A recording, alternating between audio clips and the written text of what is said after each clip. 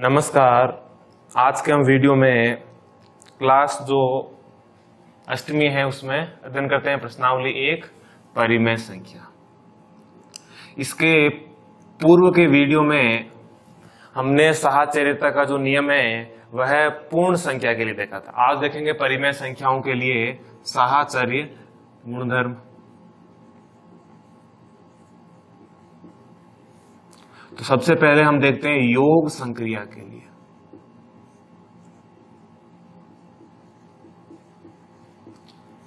योग संक्रिया के लिए यानी कि कहते हैं कि आप A में B जोड़ने के पश्चात C को जोड़ें या फिर आप B में C को जोड़ के फिर A को जोड़ें। क्या ये आंसर सदैव बराबर प्राप्त होता है इक्वल में? तो योग संक्रिया के लिए क्या है? परिमेय संख्या के लिए साहचर्य का नियम पालन करता है वरना नहीं करता है। तो हम एग्जांपल देख लेते हैं। तो मैंने कहा मान लीजिए A की वैल्यू मैंने रख दी 1/2, B की वैल्यू 1/2, ठीक है। ये मान लीजिए 3/2 रख दो और C की वैल्यू हो गई 3। तो वही बात A की वैल्यू 1/2, B की वैल्यू 3/2, C की वैल्यू 3। सरल कर लेते हैं। तो यहां सबसे पहले तो मैंने इनका लहसे लिया। मैंने इनका लहसे लिया, कितना आ गया? 2, ठीक है। समान पद है, लहसे ऊपर वाले पद भी क्या हो जाएंगे? समान। प्लस में क्या आ गया? 3। इधर 1/2 पहले ब्रैकेट वाले को सोल्व कर लेते हैं। तो दोनों का लहसे कितना आ जाएगा? 2। अब 2 का भाग लगाया कितना आएगा? 1। 3 से गुणा की तो 3। 1 का भाग लगाया कितना आ गया? 2 और 2 की अंश से गुणा की तो 6। तो यहां इनको जोड़ा कितना हो गया? 4/2 प्लस 3 ब्रैकेट के अंदर, इधर 1/2 प्लस ब्रैकेट के अंदर कितने हो जाएंगे? 9/2। अभी 2 का भाग लगाया 4 में कितने बार गया? 2 बार, ब्रैकेट खुल गया, प्लस 3। यहां आ गया 1/2 प्लस, ये नहीं कटेंगे तो मैंने ब्रैकेट वैसे ही खोल दिया। अब यहां 2 + 3 कितने हो गए? 5। इन दोनों का लहसे लिया, समान पद है तो 2, ऊपर वाले अंश भी समान। तो 5 बराबर क्या आ गया? 10/2 का भाग लग गया, कितना आ गए? 5। दोनों पद आपस में क्या है? बराबर। तो साहचर्यता क्या होती है? योग संक्रिया के लिए लागू होती है, मतलब कि पालना करती है। अब हम बात करते हैं साहचर्य जो है व्यवकलन के लिए।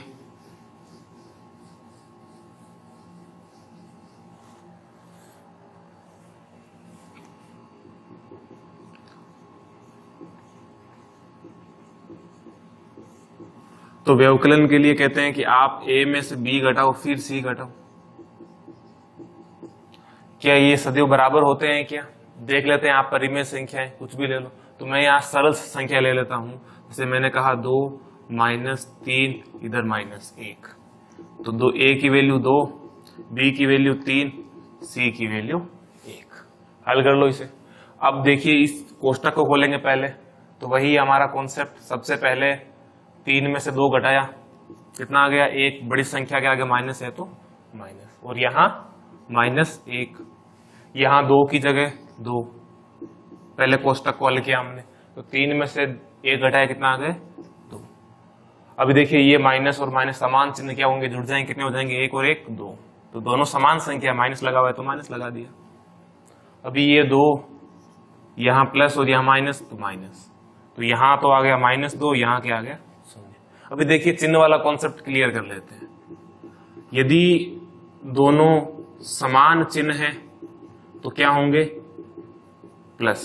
समान चिन्ह है तो क्या होंगे? प्लस। चाहे दोनों प्लस हो दोनों माइनस हो। जैसे कि यहां दोनों माइनस थे, समान चिन्ह थे, जोड़ा था। फिर बात करते हैं विपरीत चिन्ह की। जब भी दोनों चिन्ह अलग अलग हो उस स्थिति में क्या करना है? घटाना है। तो यहां देखिए दोनों अलग अलग चिन्ह थे, यहां दोनों अलग अलग चिन्ह थे, क्या किया था हमने? घटाया था। अब उसके बाद रही बात घटाने के पश्चात या जोड़ने के पश्चात, आपको 2 चिन्ह देखने हैं। जैसे कि पहले तो यहाँ 2 चिन्ह आ गए तो इसको सरल किया, फिर यहाँ 2 चिन्ह, ये प्लस ये माइनस, क्या आ गया? माइनस। मतलब अलग अलग चिन्ह होने पर क्या आएगा? हमेशा माइनस। और उसके पश्चात हल करने पर जो आपने जोड़ा वह घटा लिया, फिर जो बड़ी संख्या है उसके आगे जो चिन्ह है वही लेंगे। यदि मान लीजिए दोनों संख्या समान हो गई हो और दोनों के आगे माइनस हो तो माइनस लगा दीजिए। अब आप कहेंगे यदि दोनों संख्या समान हो गई और एक के आगे माइनस एक आगे प्लस हुआ तो उस स्थिति में आपका आंसर 0 आ जाएगा, यानी संख्या आ ही नहीं सकती। क्या आ जाएगा? 0 आ जाएगा। और 0 के आगे प्लस या माइनस से कोई प्रभाव नहीं होता है। ठीक है, तो व्यवकलन के लिए क्या होगा? यह संक्रिया, ये दोनों बराबर नहीं होते, तो व्यवकलन के लिए क्या होता है? साहचर्य की पालना नहीं करते हैं। फिर बात करते हैं हम गुणन संक्रिया की। तो साहचर्य जो नियम है केवल योग व गुणन के लिए ही लगता है, व्यवकलन व भाग के लिए नहीं लगता है। तो हम गुणन वाला तो देख लेते हैं, भाग वाला नहीं लगेगा। गुणन संक्रिया, अब गुणन में कहते हैं कि आप a की गुणा b से कीजिए, फिर c से कीजिए, या फिर b की गुणा c से करके फिर a से कीजिए। एक ही बात है। हमने कहा ठीक है, हमने यहाँ a की वैल्यू रख दी 2/3, b की वैल्यू 5/7 इंटू c की वैल्यू 1/3 रख दो। a की वैल्यू 2/3, b की वैल्यू 5/7, c की वैल्यू 1/3। सरल करो। इसके अंदर जो पद कट रहे हो पहले उन्हें काट दो। 2 नीचे नहीं है, 5 नीचे नहीं है, तो ठीक है। तो 3 भी नहीं है ऊपर, 7 भी नहीं है, तो ये नहीं घटेंगे। ठीक है, हल कर लो। तो ऊपर वाले पहले कोष्टक वाले किया, 5 की 2 से की तो अंश के अंश में गुणा करनी है, हर की हर में करनी है। तो यहां 2/3, 5 की 1 से की तो 5, 3 की 7 से की तो 21, ब्रैकेट खोल दो। तो 10/21 इंटू 1/3, इधर हो गया 2/3 इंटू 5/21। अभी 10 की 1 से की तो 10, 21 की 3 से की तो 63, 2 की 5 से की तो 10, 3 की 21 से की तो 63। तो दोनों क्या आ रहे? इक्वल आ रहे, मतलब कि गुणन संक्रिया के लिए साहचर्य नियम की पालना करता है परिमेय संख्या में। तो ठीक है, और भाग में ये है लागू नहीं होता है साहचर्य का नियम। अब हमारा जो पहला बिंदु है वह हो गया साहचर्य का। दूसरा कहते हैं कि शून्य की क्या भूमिका है। कहने का तात्पर्य परिमेय संख्या में शून्य की क्या भूमिका है, तो देख लेते हैं शून्य की भूमिका।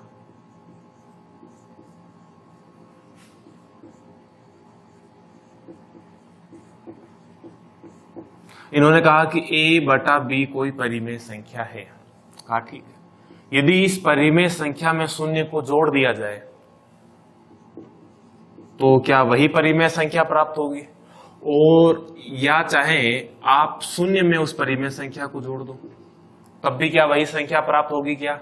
तो ये कथन क्या होता है? सदैव सत्य। तो कहने का तात्पर्य कि शून्य जो है, यानी कि आप योग में शून्य को जोड़ दें तो कोई प्रभाव नहीं पड़ेगा। अब आप बोलेंगे शून्य व्यवकलन में भी नहीं पड़ेगा, बिल्कुल। यदि आप यहां माइनस कीजिए फिर यहां माइनस कीजिए तो ये तो माइनस का हो गया, ये प्लस का है और ये प्लस का है, तो व्यवकलन में नहीं लगती है। ठीक है, और गुणा में तो हो ही नहीं सकती, गुणा में ये क्या हो जाएगा? 0, और ये भी 0, केवल योग के लिए। तो अभी देखिए, तो ये शून्य क्या किया? शून्य ने इस पर कोई प्रभाव नहीं डाला, मतलब शून्य क्या हो गया? इसका तत्समक। कैसा? योज्य तत्समक। तत्समक मतलब कि जो परिमेय संख्या थी उसमें आपने कोई भी संक्रिया लगाई, योग, गुणा, व्यवकलन, भाग, जो भी आपने संक्रिया लगाई, उस संक्रिया से इस परिमेय संख्या पर कोई प्रभाव नहीं पड़ा, तो क्या कहलाता है? तत्समक, यानी कि जो पहले था वही संख्या है। तो क्या हो गया? तो हमने कौन सी संक्रिया लगाई? योग की लगाई, तो हम क्या लिखेंगे? योज्य तत्समक। तो शून्य क्या कहलाएगा इसका? योज्य तत्समक। तो ये हो गया हमारे शून्य की भूमिका। अब अगले क्वेश्चन में आपको कहा गया है कि एक की क्या भूमिका है, मतलब कि एक जो है, अब एक की भूमिका भी देख लेते हैं।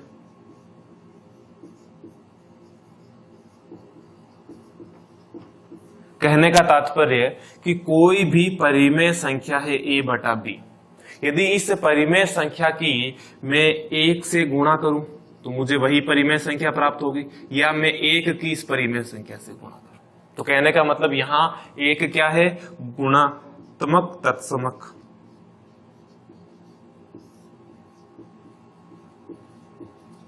मतलब इस एक की इससे गुणा करने पर क्या होगा, इस परिमेय संख्या पर कोई प्रभाव नहीं पड़ेगा। तो आपसे क्वेश्चन में पूछ सकते हैं परिमेय संख्या का योज्य तत्सम कौन होता है, 0। गुणात्मक तत्सम कौन होता है, 1। ठीक है, तो हमारे ये तीनों बिंदु हो गए। अब अगला बिंदु है हमारा योज्य प्रतिलोम, यानी योज्य तत्समक से संबंधित योज्य प्रतिलोम। योज्य प्रतिलोम क्या होते हैं देख लेते हैं इधर।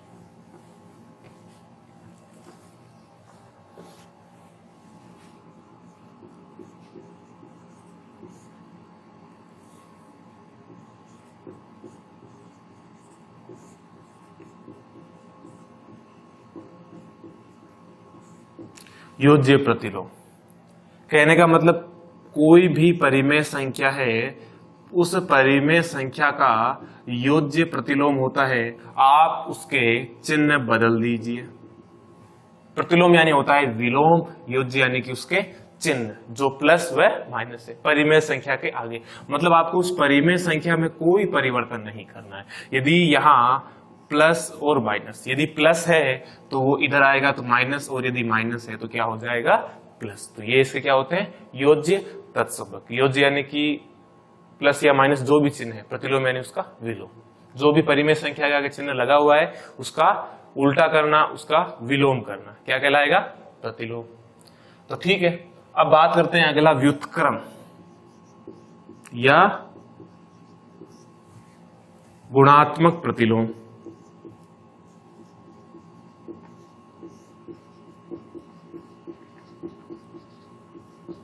इसमें कहते हैं कोई भी संख्या a बटा b है तो a बटा b का व्युत्क्रम क्या होगा। ध्यान रहे यहां आप जो व्युत्क्रम करेंगे तो उसके अंदर a बटा जो b है उसका व्युत्क्रम क्या हो जाएगा, b बटा a हो जाएगा। तो ध्यान रहे महत्वपूर्ण कि यहां इन दोनों स्थिति में क्या नहीं हो सकता, a व b शून्य नहीं हो सकते, क्योंकि b तो इसके लिए शून्य नहीं होगा। यदि b यहां शून्य होगा तो व्युत्क्रम आएगा ही नहीं, और यदि यहां a शून्य हो गया तो पूरा पद 0, और 0 का व्युत्क्रम उधर क्या हो जाएगा, वो तो अनंत हो जाएगा। तो a वो b क्या नहीं होने चाहिए, यहां 0 नहीं होने चाहिए। इस स्थिति को छोड़ के बाकी में व्युत्क्रम वही होता है। तो ये तो हो गए हमारे सारे जो नियम। अब इसके पश्चात एक अंतिम हमारा बिंदु रह गया है, योग एवं व्यवकलन के लिए गुणन वितरण का नियम। अब वितरकता का नियम क्या है, वितरकता में कहते हैं कि कोई भी एक a b व c तीनों परिमेय संख्याएं हैं, तो यहां a के गुणन में कौन है, b प्लस c, तो योग में गुणन। तो इसको आगे हल करते हैं, तो इस a की आप b से गुणा कर दीजिए प्लस a की c से गुणा कर दीजिए, आंसर क्या होगा, आपको समान प्राप्त होगा। तो ठीक है, देख लेते हैं। मैंने कहा यहाँ a की वैल्यू रखी 2, b की वैल्यू 3, c की वैल्यू 4 रख दो। a की वैल्यू क्या है 2, b की वैल्यू 3, a की वैल्यू क्या है 2, c की वैल्यू 4। तो सरल कर लो। तो यहाँ पहले कोष्टक को हल करेंगे, 3 की 4, 3 और 4 जोड़े तो 7। यहाँ इस कोष्टक को हल करेंगे, 2 की 3 से गुणा की तो 6, 2 की 4 से की तो 8, 7 की 2 से गुणा करेंगे तो 14, इन दोनों को जोड़ा तो 14। क्या हो रहे हैं, बराबर प्राप्त हो रहे हैं। मतलब कि योग में क्या होता है, गुणन वितरकता का नियम लगता है। तो यह ये नियम याद रख लेना वितरकता का। अब इसी बेस पर ये कहते हैं, यदि यहाँ व्यवकलन यानी माइनस हो जाए तब भी क्या यह नियम लगेगा क्या, वह भी हम देख लेते हैं। मान लीजिए मैंने यहां माइनस ले लिया, तो ठीक है, माइनस के लिए भी देख लेते हैं। तो हमने इस 3 में से 4 को घटाया, तो 4 में से 3 घटाया तो एक बड़ी संख्या माइनस, तो माइनस 2 की 3 से की 6, 4 की 2 से की तो 8। अभी कोष्टक खोलेंगे तो इन दोनों की 2 की गुणा 1 से हुई तो 2, ये प्लस और माइनस, माइनस 6 में से 8 घटा, यानी ये प्लस का ये माइनस का, 2 बड़ी संख्या माइनस तो माइनस, दोनों क्या हुए बराबर। तो क्या होता है, वितरकता का नियम व्यवकलन पर गुणन में भी क्या होता है, लागू होता है। तो यह आपको नियम याद रखने हैं। अब हमारा जो अंतिम जो दो बिंदु हैं इस प्रश्नावली के, उसके पश्चात हम प्रश्नावली के क्वेश्चन के बारे में अध्ययन करेंगे। तो अगला जो बिंदु है हमारा संख्या रेखा पर निरूपण, यानी किसी परिमेय संख्या को हम संख्या रेखा पर किस प्रकार से दर्शा सकते हैं। फॉर एग्जाम्पल ये हो गई संख्या रेखा हमारे, मैंने कहा 0, यहां 1 2 3, -1 -2।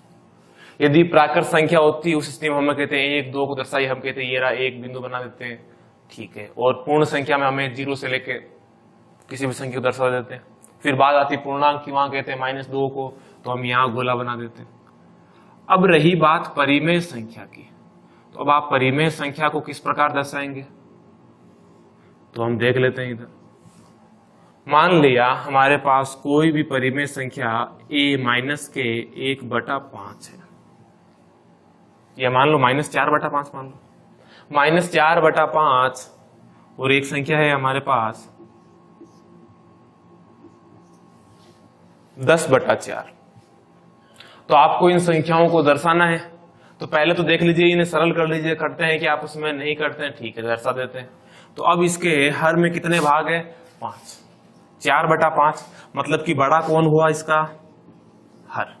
जब जिस स्थिति में हर बड़ा होता है तो उस स्थिति में आपको इसके आगे कोई अंक लिखा हुआ है नहीं है, तो मतलब ये क्या होंगे, 0 से 1 के मध्य, मतलब इनके मध्य क्या होगा, इसका स्थान होगा। तो देख लेते हैं इसके मध्य कौन सा स्थान होगा। हर में कितने हैं, 5 है, तो आप 0 से लेके -1 के मध्य कितने भाग कर दीजिए, 5 भाग कर दीजिए। तो मैंने कहा 1 2 3 4 और 5। देखिए ये हो गया पहला भाग, दूसरा, तीसरा, चौथा और पांचवा भाग। तो ये भाग कौन सा है आपके, -4 वाला, तो मैंने कहा ये हो गया आपके -1/5, ये -2/5, ये -3/5, और ये वाला क्या हो जाएगा, -4/5। अब इसी प्रकार देखिए 10/4 को दर्शाना है, तो पहले काट के दोनों कटते हैं क्या, बिल्कुल 2 से कट गए।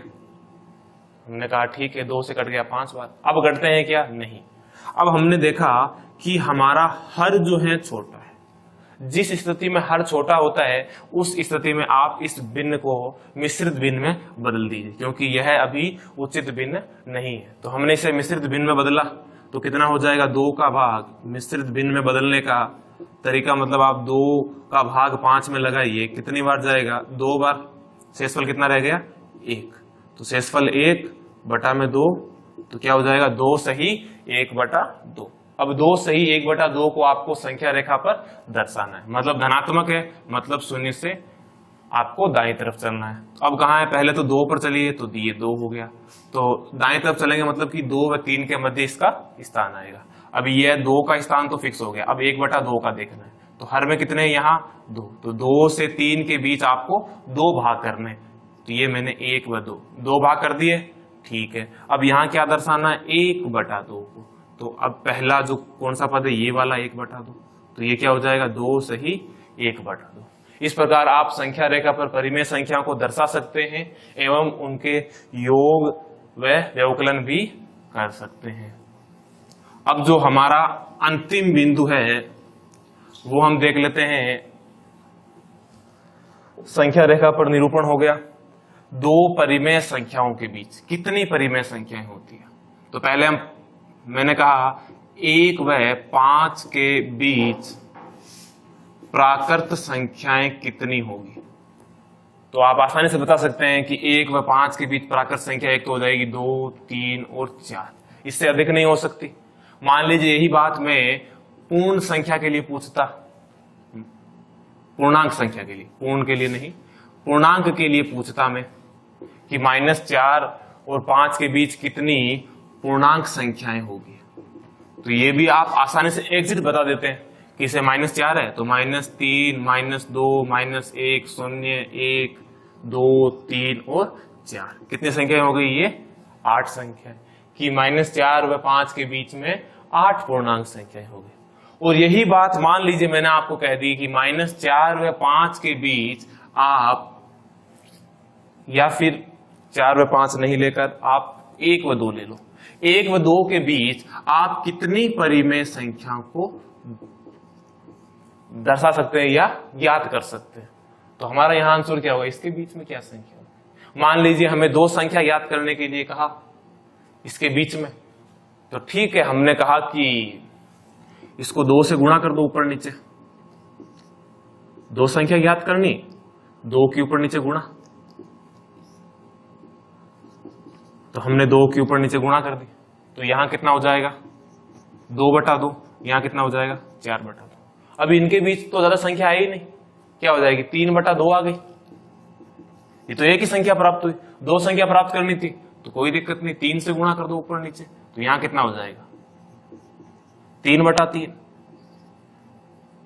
यहां कितना हो जाएगा 6/3। अब दो संख्या याद कर सकते हैं आप, देखिए 3/3 और 6/3 हर समान हो गए, तो अंश 3 और 6 के बीच में कितना आएंगे 4 व 5, मतलब कि 4/3 5/3। इसी प्रकार मैं दो परिमेय संख्याओं के बीच कितनी परिमेय संख्या ज्ञात कर सकता हूं, अनंत परिमेय संख्या। कितनी ज्ञात कर सकता हूं, अनंत परिमेय संख्याएं ज्ञात कर सकते हैं हम दो परिमेय संख्याओं के मध्य। ठीक है, तो आज का वीडियो यहीं पर समाप्त हुआ। इसके आगे वाले वीडियो में जो है हम प्रश्नावली 1.1 व 2 का अध्ययन करेंगे।